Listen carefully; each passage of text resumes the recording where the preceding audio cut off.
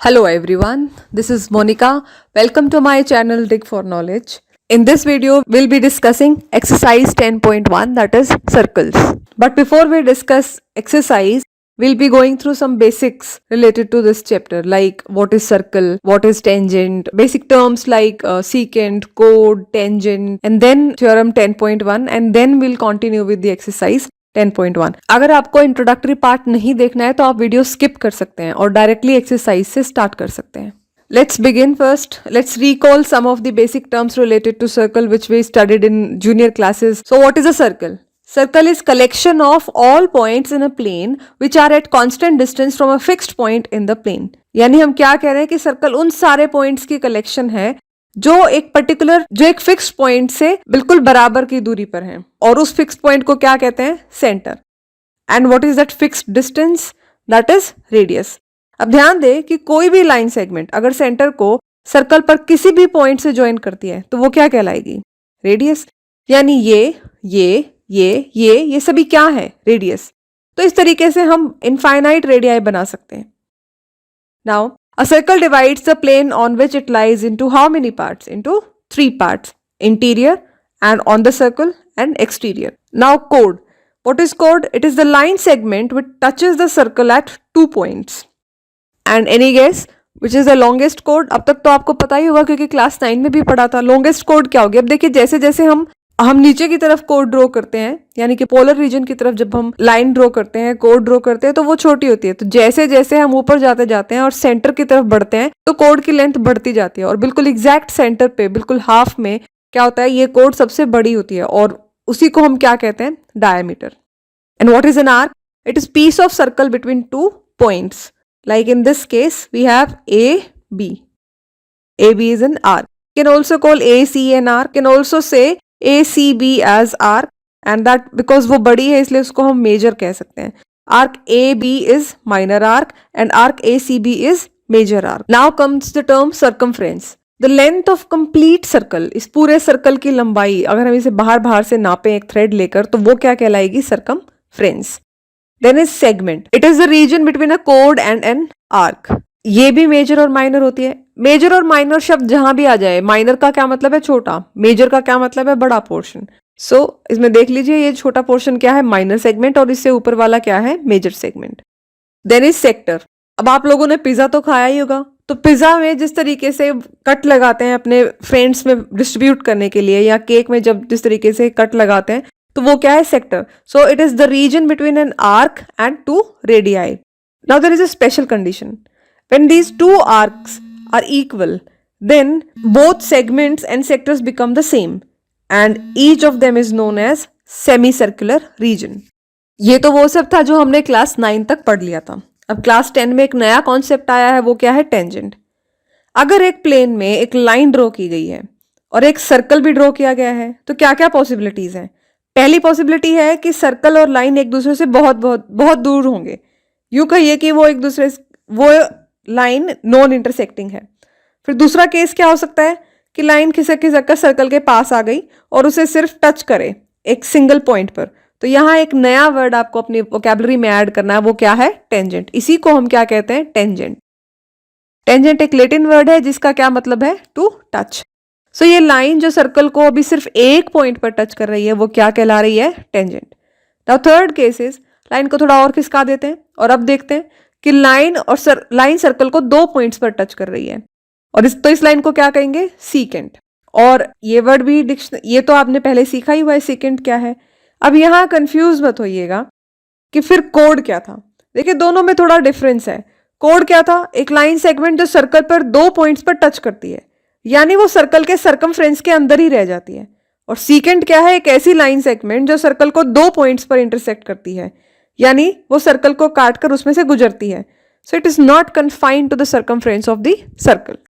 Real life में भी आपने सीकेंट और टेंजेंट के एग्जांपल्स देखे होंगे. अगर मैं आपको आपके पसंदीदा वाटर पार्क की याद दिलाऊं तो उसमें जो भी ऊंचे ऊंचे स्लाइड्स होते हैं वो आपको एक थ्रिलिंग एक्सपीरियंस करा रहे होते हैं. और वो कैसे हो पाता है कि आपको हमेशा ये लगता रहता है कि आप गिरेंगे, लेकिन आप नहीं गिरते क्योंकि आपकी जान बहुत कीमती है, इसलिए कोई भी ऐसे ही झूले नहीं बना सकते. तो इंजीनियर्स ने टेंजेंट का फायदा उठाकर मोमेंटम से रिलेटेड कैलकुलेशंस की हैं पहले, ताकि आपकी राइड सेफ और थ्रिलिंग रहे. देन सीकेंट का एग्जाम्पल भी आपने देखा होगा, सिडनी हार्बर जैसे ब्रिजेस, वो सीकेंट का एग्जाम्पल है। आप अपने आसपास देखिए लाइफ में कहाँ कहाँ टेंजेंट और सीकेंट दिखाई देते हैं, और you can write your views in comment section. Now there are some facts to be discussed about tangent. There is only and only one tangent at a point of the circle, यानी कि सिर्फ एक ही tangent बनता है circle पर, एक single point पर। Then the tangent to a circle is a special case of the secant. कैसे? आप तो कहेंगे सीकेंट तो 2 पॉइंट्स पे कट कर रहा है, लेकिन उन 2 पॉइंट्स की दूरी अगर कम करते जाएं, खिसकाते जाएं तो क्या होगा, वो दोनों पॉइंट एक पॉइंट पर कोइंसाइड कर जाएंगे, यानी वैसे देखा जाए तो यही कहेंगे वो सिंगल पॉइंट ही होगा। But we can say the tangent to a circle is a special case of the secant when two endpoints of its corresponding chord coincide.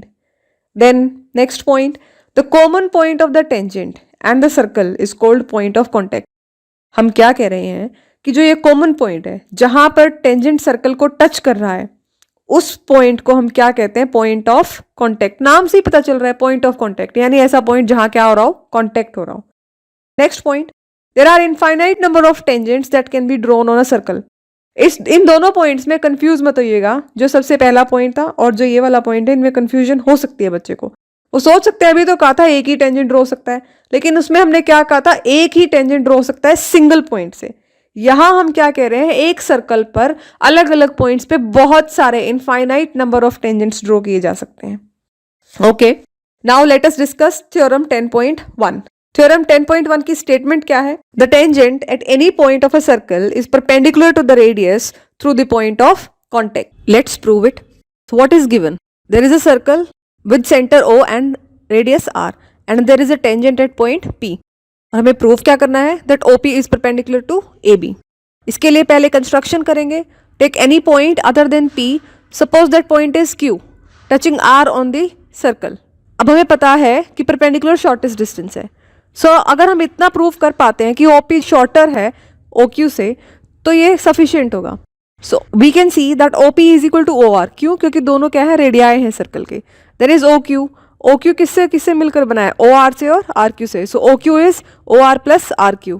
So that implies OQ is greater than OR। That implies OQ is also greater than OP। ऐसा हम क्यों कह रहे हैं? क्योंकि दोनों equal थे, OP और OR, क्योंकि दोनों रेडियाई थे सर्कल के। So that implies OP is less than OQ. Hence OP is perpendicular to AB. ऐसा हमने क्यों कहा? क्योंकि हमने ये प्रूव कर दिया that OP is shorter than OQ. Hence proved. Okay, now we are done with basics of this chapter. Now let's begin exercise 10.1. Question 1. How many tangents can a circle have? See, this is a circle and we can draw as many tangents as we want. For example, we can have tangent at point P, at point Q, at R, S, and at T, at U. So there are infinite number of tangents possible. See, make it a point. They have asked how many tangents can a circle have. That is why its answer is infinite. ये different concept है उससे। अगर ये पूछा जाता कि एक single point से कितने टेंजेंट्स ड्रॉ किए जा सकते हैं, तो उसका क्या आंसर होता? ओनली 1। लेकिन यहाँ क्या पूछा है? How many tangent can a circle have, तो उसका क्या आंसर है? Infinite. Next question, fill in the blanks. Part 1. A tangent to a circle intersects it in dash points. एक टेंजेंट है, वो सर्कल को कितने पॉइंट्स पर टच कर सकता है? सिंगल टेंजेंट सर्कल को सिर्फ कितने पॉइंट्स पे टच करेगा? At 1 point. Part 2. A line intersecting a circle in 2 points is called. Suppose कीजिए ये एक सर्कल है, इसने क्या कहा है कि एक ऐसी लाइन बनाई है जो सर्कल को 2 पॉइंट्स पर इंटरसेक्ट कर रही हो। देखिए ध्यान दीजिए, यहाँ पर डिफरेंस है। इसने ये नहीं कहा कि वो 2 पॉइंट्स को टच कर रही हो, इसने कहा इंटरसेक्ट कर रही हो, यानी कि टच करके बाहर निकल रही हो। So that is called secant. हमने बेसिक्स में सीखा था ना ये।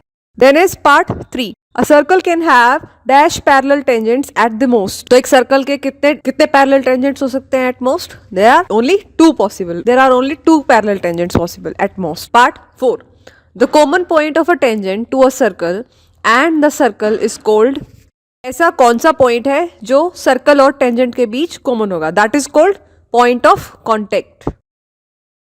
Question 3. A tangent PQ at a point P of a circle of radius 5 cm meets a line through the center O at a point Q so that OQ is equal to 12 cm. So what is the length of PQ? क्या given है question में कि एक circle है जिसका कितना radius है? 5 cm, और एक एक्सटर्नल पॉइंट है जिसका क्या नाम है? Q। एक टेंजेंट है पी क्यू, यानी कि क्यू क्या है, एक एक्सटर्नल पॉइंट है और पी पॉइंट ऑफ कांटेक्ट है, तो पी क्यू हमने ज्वाइन कर दिया, क्या हो गया, पी क्यू टेंजेंट।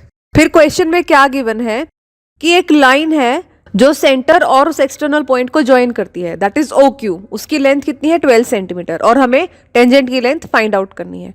तो अब देखिए पॉइंट ऑफ कॉन्टेक्ट पर कितना एंगल बनता है, 90 degree.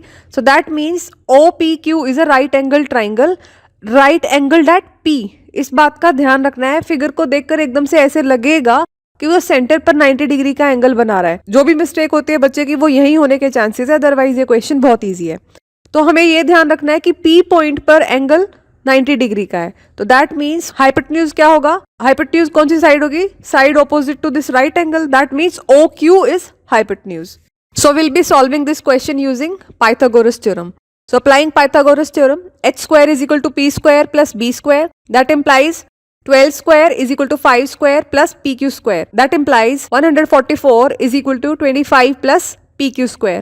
That implies 144 minus 25 is equal to pq square. That implies pq square is equal to 119. That implies pq is equal to root 119 centimeter. So option D is the correct option. Question 4. Draw a circle and two lines parallel to a given line such that one is a tangent and other is a secant to the circle.